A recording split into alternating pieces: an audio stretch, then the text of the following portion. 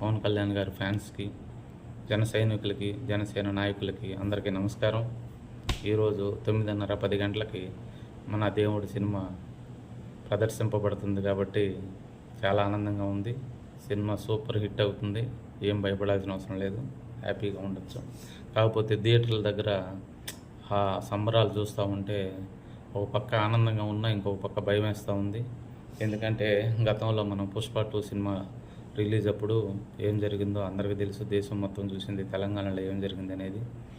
దయచేసి అలాంటి పరిస్థితి రాకుండా మన పార్టీకి కానీ, మనం పవన్ కళ్యాణ్ గారి ఫ్యాన్స్కి, పవన్ కళ్యాణ్ గారి జన సైనికులు అంటే ఒక క్రమశిక్షణకి పెట్టింది పేరు. మనం అక్కడ లేడీస్ కానీ, చిన్నపిల్లలు కానీ, పెద్దవారు కానీ ఎవరైనా ఉంటే వాళ్ళని జాగ్రత్తగా లోపలికి తీసుకెళ్ళి సినిమా చూపించి బయటికి పంపించే బాధ్యత మనం తీసుకుందాం. పోలీసు వారి మాట, చెప్పిన మాట వినండి.